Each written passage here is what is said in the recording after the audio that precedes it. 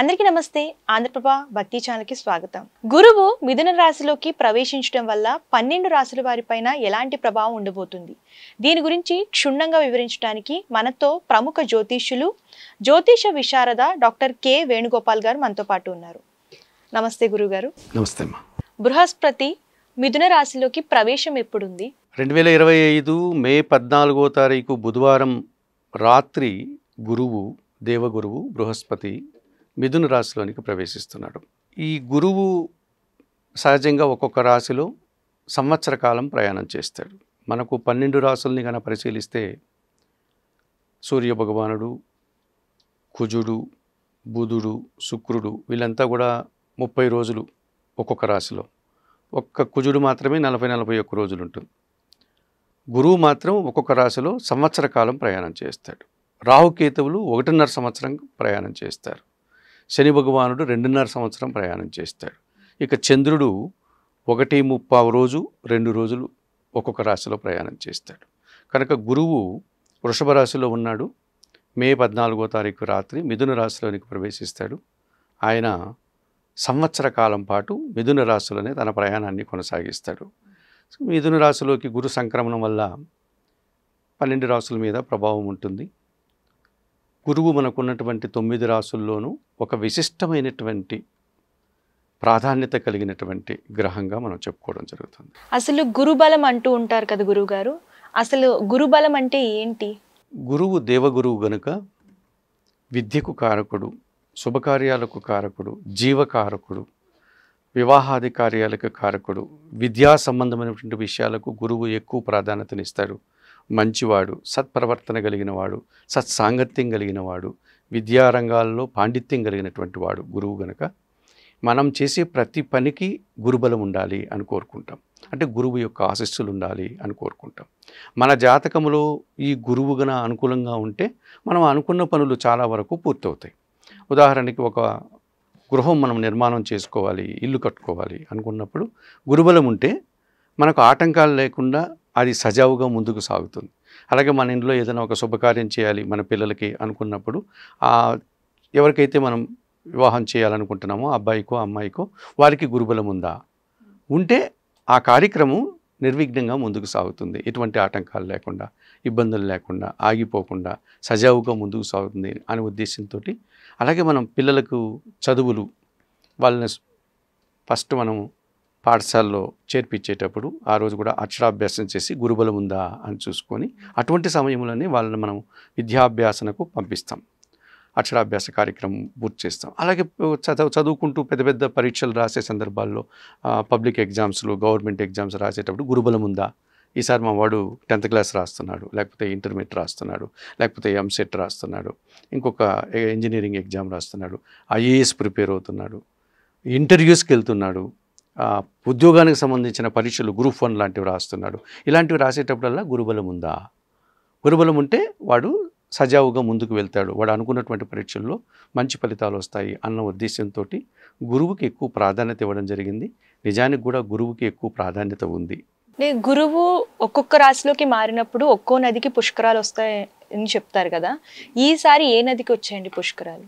ఇప్పుడు మనకు మిథున రాశిలోనికి మే 14వ తారీఖు రాత్రి గురువు ప్రవేశిస్తున్నాడు కనుక మే 15వ తారీఖు గురువారం రోజున పుష్కరాలు స్టార్ట్ అవుతుంది. మిథున రాశిలోకి గురువు ప్రవేశించినప్పుడు సరస్వతి నదికి పుష్కరాలు ప్రారంభమవుతాయి. మనకు సరస్వతి నది మనకు ప్రయాగ ప్రాంతాల్లో ఉంది. అది పూర్తిగా మనకు కంటికి కనిపించినటువంటి అంతర్వాహినిగా మనం చెప్పుకుంటూ ఉంటాం. ఇప్పుడు గంగా, యమున లాంటివి కనిపిస్తాయి, ఇది అంతర్వాహినిగా లోపల ప్రవహిస్తూ ఉంటుంది. అలాగే కొన్ని సందర్భాల్లో ఆమె ఆ నది మనకు కనిపిస్తూ ఉంటుంది. మన తెలుగు రాష్ట్రాల్లో తెలంగాణ ప్రాంతంలో కాళేశ్వరం దగ్గర కూడా ఈ సరస్వతి నది ప్రవహించేటువంటి సందర్భం ఉంది. మన ప్రభుత్వం కూడా అక్కడ ఈ పుష్కరాలకు సంబంధించినటువంటి కార్యక్రమాలంతా కూడా వాళ్ళు అక్కడ ఏర్పాటు చేస్తున్నారు.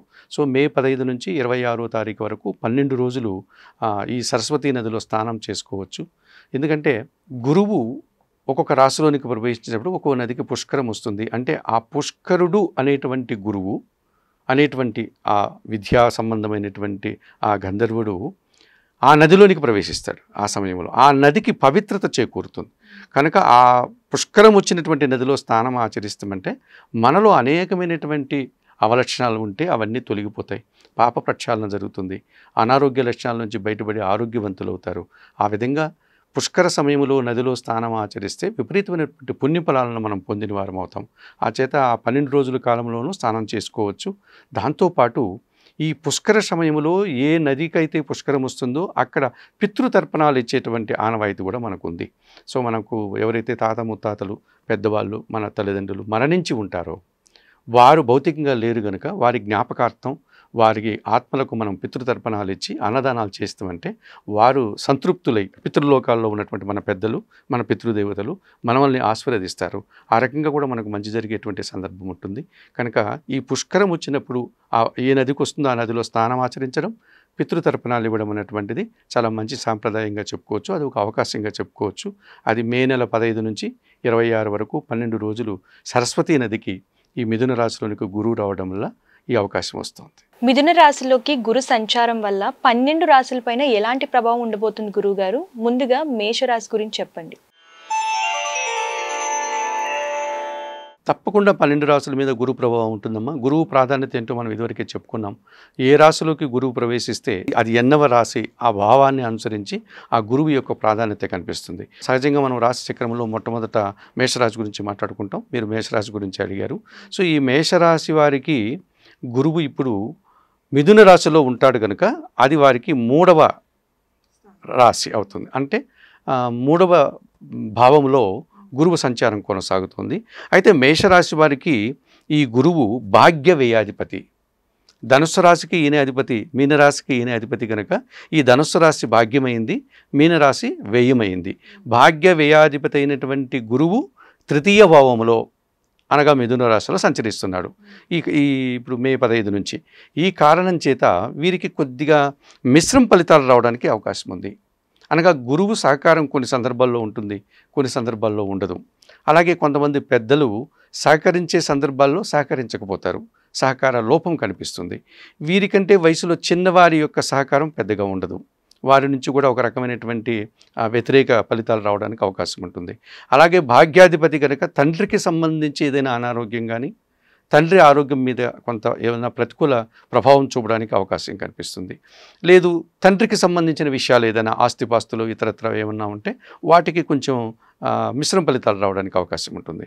ఇక గురువు వ్యయాధిపతి కాబట్టి విపరీతంగా ఖర్చులు ఉంటాయి ఈ మేషరాశి వారికి. ఖర్చు అంటే ఇక్కడ ధనం ఒకటే కాదు, మన సమయం, విలువైనటువంటి మన సమయాన్ని వృధా చేస్తే అది కూడా ఖర్చే. అలాగే మనకున్నటువంటి ప్రతిభ, మనకున్నటువంటి తెలివితేటలు వాటిని అనవసరంగా ఖర్చు చేసినా అది కూడా ఖర్చే. అలాగే ధనము, తెలివి, ప్రతిభ, కాలము ఇవన్నీ కూడా మనం వృధా చేసుకునేటువంటి సందర్భాలు ఎక్కువగా కనిపిస్తుంది గురువు 3వ భావంలో సంచరించడం వల్ల. ఈ రకంగా మేషరాశి వాళ్ళు కాస్త ప్రతికూల ఫలితాలని పొందడానికి అవకాశం ఉంది. కనుక మేషరాశి వారు గురుబలాన్ని తెచ్చుకోవడానికి, గురువు అనుకూలంగా లేడు కనుక గురువును ప్రతికూలంగా ఉన్నటువంటి గురువును అనుకూలంగా మార్చుకోవడం కోసం వారు దత్తాత్రేయ స్వామివారి ఆలయానికి వెళ్ళి స్వామివారికి అక్కడ అందుబాటులో ఉండే పూజాది కార్యక్రమాలు నిర్వర్తించడం, ఆయన జీవిత చరిత్ర అయినటువంటి గురు చరిత్ర పారాయణం చేయడం, శనగలను నైవేద్యంగా స్వామివారికి పెట్టడం, ఇలాంటి కార్యక్రమాలు చేయడం వల్ల ఆ ప్రతికూలంగా ఉండే గురువును అనుకూలంగా మార్చుకోవడానికి అవకాశం ఉంటుంది. తదుపరి రాశి వృషభ రాశి. వృషభ రాశి వారికి ఎలా ఉండబోతుందండి?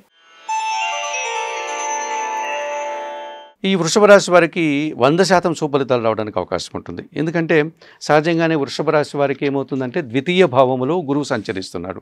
2వ భావంలో గురువు సంచరించడం వల్ల వీరికి అష్టమ లాభాధిపతి గురువు. అనగా ధనుసు రాశికి అష్టమాధిపతి అవుతాడు, మీనరాశికి లాభాధిపతి అవుతాడు. కనుక ఈ వృషభ రాశి వారికి ఏమవుతుందంటే వారికి 2వ స్థానం అంటేనే ధనస్థానం, 2వ స్థానం అంటేనే వాక్స్థానం, 2వ స్థానం అంటేనే కుటుంబ స్థానం.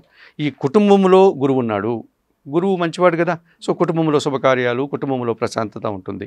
గురువు వాక్స్థానంలో ఉన్నాడు అనక గురువు వాక్స్థానంలో ఉన్నప్పుడు మనం తొందరపడి ఏది పడితే అది మాట్లాడము, కాస్త సంస్కారవంతమైనటువంటి మాటలు వస్తూ ఉంటాయి, 10 మంది ఆలోచించే విధంగా ఉంటాయి. అంటే మంచి మాటలతో మనకు విలువను మనం సంపాదించుకుంటాం. సో చక్కగా మాట్లాడారు, మంచి మాట చెప్పారు, మంచి సలహా చెప్పారు, ఇలాంటి ఫలితాలు వృషభ రాశి వారికి వస్తుంది. తద్వారా వారికి సమాజంలో గుర్తింపు, పేరు ప్రఖ్యాతలు రావడానికి అవకాశం ఉంటుంది. గురువు ధనకారకుడు గనుక స్థిరాస్తుల నుంచి ఏదైనా ఆదాయం రావడానికి అవకాశం ఉంటుంది. ఇక గురువు అష్టమ భావాధిపతి కూడా కదా, కనుక ఆకస్మికంగా వారికి ఏదైనా సుఫలితాలు వస్తూ ఉంటాయి. అంటే అనూహ్యంగా నేను పెద్దగా రాయలేదు పరీక్షలు, తక్కువ మార్కులే వస్తాయి, అట్లయితే నేను ఫెయిల్ గాను, మంచి మార్కులు రాకపోయినా పాస్ అవుతాను అన్నారనుకో, చాలా మంచి మార్కులతో పాస్ కావచ్చు వాళ్ళు అనూహ్యంగా. ఇలా అనుకోనటువంటి ఫలితాలు రావడానికి అవకాశం ఉంటుంది. ఏదో ఒక పని చేసి ఉంటాము, ఈ పని నుంచి పెద్ద ఫలితం రాదు అనుకుంటాం మనం, అనుకోకుండా ఆ పని నుంచి ఎక్కువ ఫలితం మనం ఊహించిన దానికంటే ఎక్కువ రావడం జరుగుతుంటుంది. ఇలాంటివి జరగడానికి అవకాశం ఉంటుంది. ఇక లాభాధిపతి గురువు కనుక నూతన ఉద్యోగాలకు అవకాశం ఉంటుంది. ఉన్న ఉద్యోగంలో పదోన్నతులు ఉంటుంది.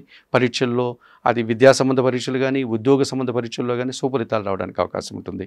కనుక వృషభ రాశి వారికి 100% గురువు అనుకూలంగా ఉన్నాడు. వారు ఎటువంటి పరిహారాలు నిర్వర్తించుకోవాల్సిన పని లేదు. అవకాశాలని సద్వినియోగం చేసుకుంటే చాలు. తదుపరి రాశి మిథున రాశి. ఈ రాశికి ఎలా ఉండబోతుంది? మరి మిథున రాశిలోనే గురువు సంచారం కొనసాగుతున్నాడు కనుక అది వారి యొక్క జన్మరాశిలో సంచరిస్తున్నాడు. అయితే ఈ మిథున రాశి వారికి సప్తమ దశమాధిపతి గురువు. అనగా సప్తమం అంటే పబ్లిక్, సప్తమం అంటే జీవిత భాగస్వామి, సప్తమం అంటే వ్యాపార భాగస్వాములు, జనాలు, వారితోటి సత్సంబంధాలు ఏర్పడడానికి అవకాశం ఉంటుంది. అంటే కుటుంబంలో జీవిత భాగస్వామితో బాగుంటారు, వ్యాపార భాగస్వాములతో బాగుంటారు, జనాలతో బాగుంటారు. ఉద్యోగం చేసేటప్పుడు ఒక్కొక్కసారి కొన్ని ఉద్యోగాలు మనకు పబ్లిక్తో సంబంధం ఉంటాయి. సో మనం వాళ్ళతో సక్రంగా మాట్లాడాల్సి ఉంటుంది. అక్కడ చక్కగా మాట్లాడి ఎటువంటి ఇబ్బందులు లేకుండా వాళ్ళకు ఉండడానికి అవకాశం ఉంటుంది. ఈ గురువు దశమాధిపతి కూడా మిథున రాశి వారికి కనుక వృత్తి ఉద్యోగ వ్యాపారాల్లో ఉన్నటువంటి వారికి ఈ గురువు అనుకూలంగా ఉంటాడు. సహజంగా జన్మరాశులకి గురువు వస్తే ఆ రాశి వారికి ఒక తెలియనటువంటి ఒక ఆకర్షణ, ఆ గురుబలం వల్ల ఒక తెలియనటువంటి సంతృప్తి, వాళ్ళ ముఖంలో ఆ తేజస్సు కనిపిస్తుంది. గురువు వాళ్ళలోకి వచ్చారు అంటేనే మనకు తెలియకుండా ఇదివరకు డల్గా ఉన్నవారు ఇప్పుడు చాలా యాక్టివ్గా ఉంటారు. ఇదివరకు ఎప్పుడు కొంచెం విషాదంగాను బాధగాను ఉండేవాళ్ళు ఇప్పుడు చాలా నవ్వుతూ సంతోషంగా ఉంటారు. ఇలాంటి గురుబలం అన్నటువంటిది ఒక రకమైనటువంటి అందాన్ని, ఆకర్షణను, అటువంటి తేజస్సును కూడా ఇచ్చేటువంటి అవకాశం ఉంటుంది. కనుక మిథున రాశి వారికి ఈ సంవత్సరం బాగుంటుంది. సంబంధాలు బాగా ఉంటాయి, అనగా జన సంబంధాలు పెరుగుతాయి, మంచివారు పరిచయం అవుతారు. మంచివారు పరిచయం కావడం వల్ల మంచి కార్యక్రమాలు చేయడానికి అవకాశం ఉంటుంది, సత్సాంగత్యం ఉంటుంది, అలాగే సమాజంలో పేరు ప్రఖ్యాతులు తెచ్చుకోవడానికి అవకాశం ఉంటుంది. సో మిథున రాశి వారు కూడా ఎటువంటి పరిహారాలు నిర్వర్తించుకోవాల్సిన అవసరం లేదు. తదుపరి రాశి కర్కాటక రాశి. కర్కాటక రాశి వారికి ఎలా ఉండబోతుంది గురుగారు? ఈ కర్కాటక రాశి వారికి షష్టమ భాగ్యాధిపతి అయినటువంటి గురువు వ్యయములో సంచరిస్తున్నాడు. అనగా ఈ గురువు మిథున రాశిలో ఉన్నాడు కదా, కర్కాటక రాశి తర్వాత రాశి అంటే కర్కాటక రాశికి వెనక రాశిలో గురువు సంచరిస్తున్నాడు.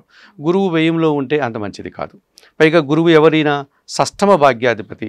షష్టమము అంటే కాంపిటేటివ్ స్పిరిట్. సో వీరికి ఈ సంవత్సరం కర్కాటక రాశి వారికి గురువు వ్యయంలో సంచరించడం వల్ల పోటీ పరీక్షల్లో వెనకడుగు పడతారు.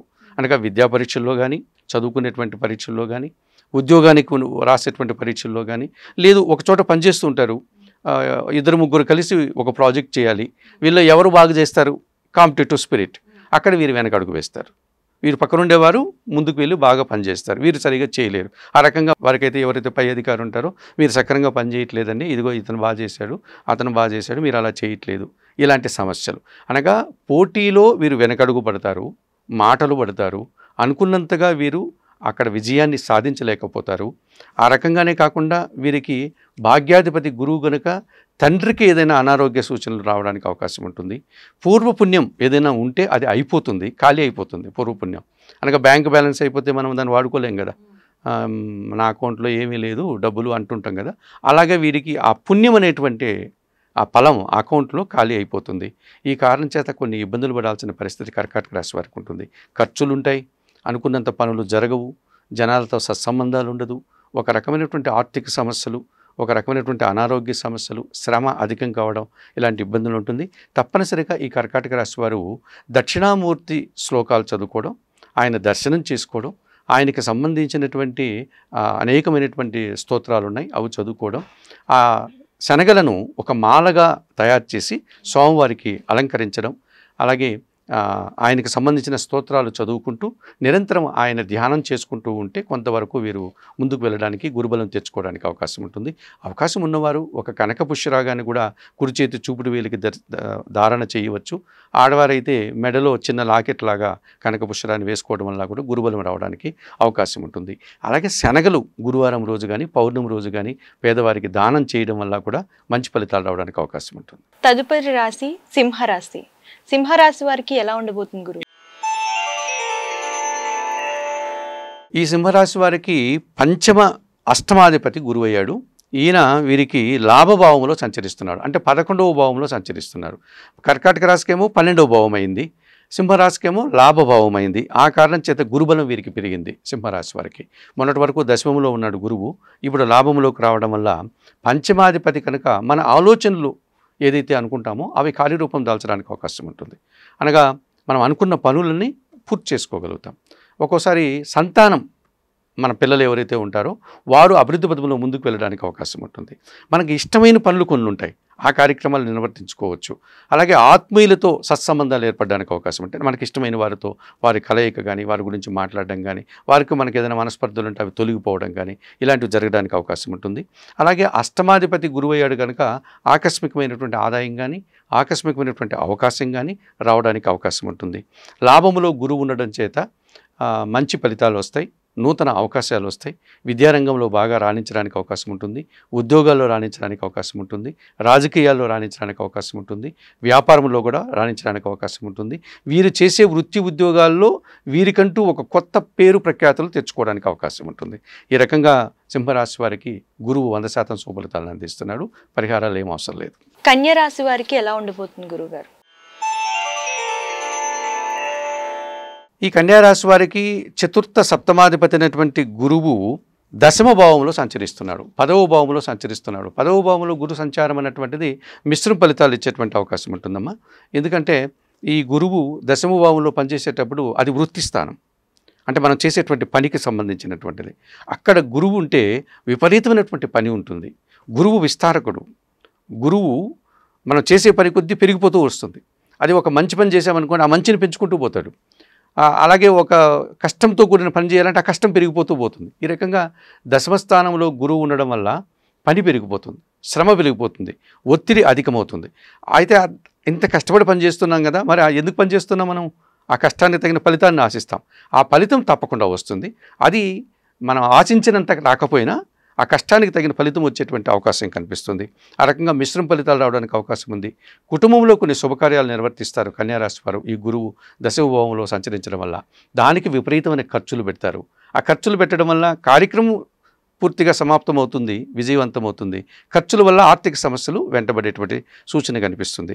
అలాగే సప్తమాధిపతి జీవిత భాగస్వామికి సంబంధించిన విషయాల్లో కానీ, వ్యాపార సంబంధమైనటువంటి మిత్రులతో కానీ, తనతో పనిచేసే సహ ఉద్యోగులతో కానీ కొన్ని సందర్భాల్లో మంచి ఫలితాలు ఉంటాయి. కొన్ని సందర్భాల్లో వీరికి అభిప్రాయ భేదాలు లేకపోతే మనస్పర్ధలు రావడానికి అవకాశం ఉంటుంది. ఈ రకంగా వీరు కూడా సిద్ధి సాయినాథుని దర్శనం చేసుకోవడం, ఆయనకు సంబంధించిన జీవిత చరిత్రలు పారాయణం చేయడం, ఆయనకు వీరు చేయగలిగిన పూజాది కార్యక్రమాలు చేయడం, పసుపు వర్ణపు అరటి పండ్లు ఆయన పాదాల దగ్గర పెట్టడం, పసుపు వర్ణపు పూలమాలను ఆయనకు సమర్పించడం, ఇలాంటివి చేయడం వల్ల మరింతగా గురుబలం రావడానికి ఈ కన్యారాశి వారికి అవకాశం ఉంటుంది. తదుపరి రాశి తులారాశి. తులారాశి వారికి ఎలా ఉండబోతుంది గురువు గారు? తులారాశి వారికి 100% శుభఫలితాలు ఇస్తున్నాడు మా గురువు మిథున రాశిలో సంచరించడం వల్ల. ఎందుకంటే తృతీయ షష్టాధిపతి గురువు, 3వ భావాధిపతి, 6వ భావాధిపతి గురువు ఎక్కడుంటున్నాడు? ఆయన భాగ్యంలో ఉంటున్నాడు, 9వ భావంలో సంచరిస్తున్నాడు. ఆ కారణం చేత జన సహకారం బాగా ఉంటుంది. సమాజంలో మంచి గుర్తింపు తెచ్చుకోగలుగుతారు. వీరు చేసే కార్యక్రమాలకి ఇంటా బయట అందరూ సహకరిస్తారు. సహకరించడం వల్ల పనులు సులభంగా పూర్తి చేసుకున్న వారు అవుతారు. ఆ రకంగా సత్ఫలితాలు పొందడానికి అవకాశం ఉంటుంది. షష్టాధిపతి కూడా గురువు గనుక వీరు అనేక సందర్భాల్లో పోటీ ప్రపంచంలో వీరు విజయాలు సాధిస్తారు. విద్యార్థులకు మంచి ఫలితాలు వస్తాయి, ఉద్యోగులకు మంచి ఉద్యోగాలు వచ్చే అవకాశం ఉంటుంది, రాజకీయ నాయకులకు గుర్తింపు వస్తుంది, వ్యాపారం చేసేవారికి కూడా మంచి అభివృద్ధి ఆదాయం పెరగడానికి అవకాశం ఉంటుంది. ఈ రకంగా భాగ్యభావములో గురు సంచారం వల్ల ఆర్థికపరమైనటువంటి బలాన్ని పుంజుకుంటారు, ఆరోగ్యవంతులు అవుతారు, సమాజంలో గుర్తింపును తెచ్చుకోగలుగుతారు తులారాశి వారు. వీరికి ఈ గురుబలం వల్ల ఇంకా ఎటువంటి పరిహారాలు నిర్వర్తించాల్సిన పని లేదు, 100% శుభఫలితాలు ఉన్నాయి. వృశ్చిక రాశి వారికి ఎలా ఉండబోతుంది గురువు గారు? వృశ్చిక రాశి వారికి ప్రతికూల ఫలితాలు రావడానికి అవకాశం ఉంటుందమ్మా. ఎందుకంటే ఈ వృశ్చిక రాశి వారికి ద్వితీయ పంచమాధిపతి గురువు ఈయన అష్టమ భావంలో సంచరిస్తున్నాడు. సహజంగానే మనము అష్టమము అంటేనే కష్టాలు అన్న భావన మనకు ఉంటుంది. ఆ 8వ సంఖ్యకు ఉన్నటువంటి ఆ ప్రత్యేకమైనటువంటి లక్షణం అది. కనుక అష్టమ భావంలో గురువు ఉండడం వల్ల వీరికి చిన్న చిన్న కష్టాలు ప్రారంభమవుతాయి. జన సంబంధాలు చెడిపోయేటువంటి అవకాశం ఉంటుంది. ముఖ్యంగా ద్వితీయాధిపతి కూడా గురువు కనుక వీరి మాటల వల్ల అపార్థాలు, అంటే వీరు తొందరపడి మాట్లాడేయడం, లేకపోతే కాస్త అహంకారంగా మాట్లాడేవి. ఈ రకంగా మాట్లాడడం వల్ల ఎదుటి వాళ్ళు నొచ్చుకోవడం, తద్వారా అభిప్రాయ భేదాలు, మనస్పర్ధలు రావడానికి అవకాశం ఉంటుంది. కుటుంబంలో కూడా ఒక చిన్న అశాంతి ఏర్పడడానికి అవకాశం ఉంటుంది. స్థిరాస్తులకు సంబంధించిన కొన్ని ఇబ్బందులు వచ్చేటువంటి అవకాశం ఉంటుంది. పంచమాధిపతి గురువు కనుక మీ ఆలోచనలు అనుకున్నంతగా దాన్ని కార్యరూపం దాల్చలేకపోతారు. ఇష్టమైన వ్యక్తులతో మనస్పర్ధలు వచ్చేటువంటి అవకాశం ఉంటుంది. అలాగే కొన్ని సందర్భాల్లో సంతానం విషయంలో కూడా శుభ పరిణామాలు రావు. మనం అనుకున్నంతగా మన సంతానం అభివృద్ధి పథంలో ముందుకు వెళ్ళలేకపోతారు. ఇటువంటి చిన్న చిన్న సమస్యలు, జనాలతో సమస్యలు, అనారోగ్య సమస్యలు రావడానికి కూడా అవకాశం ఉంటుంది. గురు సంబంధమైన అనారోగ్యాలు, గురువు ఎటువంటి రోగాలంటే ఇవి ఒక రకమైనటువంటి స్థూల శరీరాన్ని ఇస్తాడు గురువు, ఎందుకంటే గురువు బలవంతుడు కనుక. అలా లేదంటే డయాబెటిక్ లాంటి వాళ్ళు ఏజ్ని బట్టి వాళ్ళకి వచ్చేటువంటి అవకాశం ఉంటుంది. కొంతమందికి లివర్ సంబంధమైనటువంటి అనారోగ్యాలు రావడానికి కూడా వృశ్చిక రాశి వారికి అవకాశం ఉంటుంది. కనుక తప్పనిసరిగా ఈ వృశ్చిక రాశి వారు హయగ్రీవ స్వామిని స్తోత్రాలు చదువుకోవడం, హయగ్రీవ స్వామి యొక్క దర్శనం చేసుకోవడం, ఆయనకి శనగల నైవేద్యంగా పెట్టడం, పసుపుమాల పూలను అలంకరించడం, పసుపు వర్ణపు అరటి పండ్లు పెట్టుకోవడం, ఆయన స్తోత్రాలు చదువుకోవడం, ఇవి చేసుకోవడం వల్ల శుభ ఫలితాలు పొందడానికి అవకాశం ఉంటుంది. ధనస్సు రాశి వారికి ఎలా ఉండిపోతుంది గురువు గారు? ఈ ధనుసు రాశి వారికి జన్మరాశ్యాధిపతి గురువే, ధనుసు రాశికి అధిపతి, అలాగే చతుర్థాధిపతి గురువే, ఆయన 7వ భావంలో సంచరిస్తున్నాడు. ఈయన వీరికి శుభఫలితాలు రావడానికి అవకాశం ఉంటుంది. ధనుసు రాశి వారికి 7వ భావంలో 180 డిగ్రీల్లో గురు సంచారం వల్ల జన సంబంధాలు బాగా పెరిగిపోతాయి. కుటుంబపరమైనటువంటి శుభకార్యాలు నిర్వహిస్తారు. అనగా నూతన గృహాల నిర్మాణం కానీ, లేక నిర్మించినటువంటి గృహాలు గృహప్రవేశం చేయడం కానీ, లేకపోతే ఇంట్లో శుభకార్యాలు నిర్వర్తించడం కానీ, ఇలాంటి కార్యక్రమాలు చేయడానికి ఎక్కువ అవకాశం ఉంటుంది. చతుర్థాధిపతి కనుక కుటుంబపరమైనటువంటి సౌఖ్యాన్ని, కుటుంబపరమైనటువంటి లాభాన్ని, కుటుంబపరమైనటువంటి అభివృద్ధిని వీరు పొందగలుగుతారు. జన్మరాశ్యాధిపతి కనుక వీరు కూడా ఆరోగ్యంగా ఉంటారు. వీరు అనుకున్న పనులు నిర్వర్తించడం వల్ల చాలా 10 మందికి వీరు 4 మాటలు చెప్పి మంచి పేరు తెచ్చుకునే అవకాశం ఉంటుంది. 7వ భావం కనుక జనాలతో సత్సంబంధాలు ఏర్పడతాయి.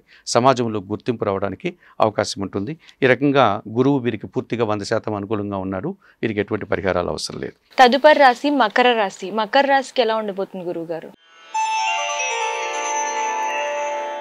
ఈ మకర రాశి వారికి తృతీయ వ్యయాధిపతి గురువు 6వ భావంలో మిథున రాశిలో సంచరించడం పూర్తిగా ప్రతికూల ఫలితాలను ఇస్తుందమ్మా. గురువు ఎప్పుడు కూడా 6వ భావంలో శుభఫలితాలను ఇవ్వడు. ఈ కారణం చేత వీరికి జన సహకారం బాగా తగ్గిపోతుంది. అనగా జన సహకార లోపం కనిపిస్తుంది. ఎవరైతే సహాయం చేస్తారో మనం ఆశిస్తామో వారు సహాయం చేయరు. అలాగే వీరికంటే వయసులో చిన్నవారి యొక్క వ్యతిరేకత ఏర్పడుతుంది. చెల్లెళ్ళు కావచ్చు, తమ్ముళ్ళు కావచ్చు, మనకంటే వయసులో చిన్నవాళ్ళు, మన తోటి ఉద్యోగులు, వాళ్ళతో మనకు కొన్ని ఇబ్బందులు వస్తాయి. మన కింద పనిచేసే పనివారితో కూడా ఇబ్బందులు వస్తాయి. అంటే వారు అవసరానికి రాకపోవడం, వారు లీవ్ పెట్టేస్తారు, ఆ పనులన్నీ పెండింగ్ పడిపోతాయి. ఇలాంటి ఇబ్బందులు రావడానికి అవకాశం ఉంటుంది.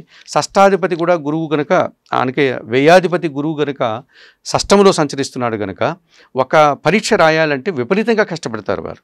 ఆ పరీక్షకు అటెండ్ కావడానికి కూడా ఇబ్బందులు ఉంటాయి, ఆటంకాలు వస్తూ ఉంటాయి. ఆ సమయానికి వెహికల్ దొరకపోవడం, లేకపోతే అది మధ్యలో రిపేర్ కావడం, ఆ సమయానికి అటెండ్ కాలేకపోవడం, రాసే సమయంలో కూడా వీరు ఊహించినంతగా కాకుండా చాలా కష్టంగా ఆ ప్రశ్నపత్రం రావడం, ఇలాంటి ఇబ్బందులు రావడానికి అవకాశం ఉంటుంది. కనుక పోటీ ప్రపంచంలో కాస్త ఇబ్బందులు పడతారు. అలాగే జన సహకారం వల్ల ఇబ్బందులు పడతారు. కుటుంబపరంగా కాస్త ఇబ్బందులు పడతారు. ఖర్చులు మితిమీరిపోతాయి. ఎక్కువ కష్టపడాల్సిన పరిస్థితి ఈ మకర రాశి వారికి కనిపిస్తుంది.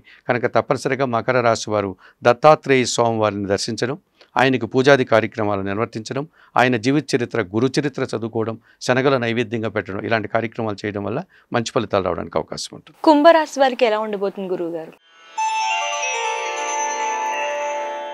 ఈ కుంభరాశి వారికి ద్వితీయ లాభాధిపతి అయినటువంటి గురువు 5వ భావంలో సంచరిస్తున్నాడమ్మా. 100% సుఫలితాలు రావడానికి అవకాశం ఉంటుంది. ద్వితీయాధిపతి కనుక వీరి మాటకు విలువ పెరుగుతుంది.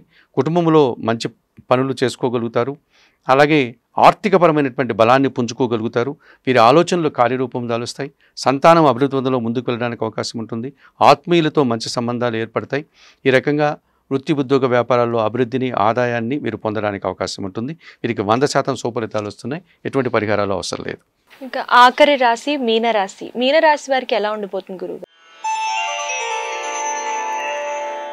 ఈ మీనరాశి వారికి దశమ జన్మరాశ్యాధిపతి అయినటువంటి గురువు చతుర్థ భావంలో మిథునంలో సంచరిస్తున్నాడు. వీరికి మిశ్రమ ఫలితాలు రావడానికి అవకాశం ఉంటుందమ్మా. అనగా ఈ మీనరాశి వారికి వృత్తి ఉద్యోగ వ్యాపారాల్లో కొన్ని సందర్భాల్లో వీరు చేసిన పనికి గుర్తింపు అభినందనలు ఉంటుంది, కొన్ని సందర్భాల్లో వ్యతిరేక ఫలితాలు రావడానికి అవకాశం ఉంటుంది. అలాగే వీరికి కూడా ఆరోగ్యం విషయంలో బాగుంటారు, కొన్ని సందర్భాల్లో అనారోగ్య లక్షణాలు రావడానికి అవకాశం ఉంటుంది. కుటుంబంలో శుభకార్యాలు నిర్వర్తిస్తారు, అధికంగా ఖర్చులు చేస్తారు, ఆర్థిక సమస్యలు, కుటుంబపరమైనటువంటి ఆనందాన్ని పొందుతారు, ఆర్థికపరమైనటువంటి సమస్యలను ఎదుర్కొంటారు. ఈ రకంగా కొన్ని సందర్భాల్లో మంచి ఫలితాలు, కొన్ని సందర్భాల్లో ప్రతికూల ఫలితాలు రావడానికి అవకాశం ఉంది, మిశ్రమ ఫలితాలు రావడానికి అవకాశం ఉంది. ఈ మీనరాశి వారు కూడా ఈ మిథున రాశులకు గురువు రావడం వల్ల ఈ సంవత్సరంలో వీరు సిద్ధి సాయినాథుని దర్శనం చేసుకోవడం, లేకపోతే రాఘవేంద్ర స్వామి దర్శనం చేసుకోవడం, వారికి అందుబాటులో ఉండే పూజాది కార్యక్రమాలు నిర్వర్తించుకోవడం వల్ల మంచి ఫలితాలు పొందడానికి అవకాశం ఉంటుంది. చాలా చక్కగా వివరించారు గురువు గారు. ధన్యవాదాలు.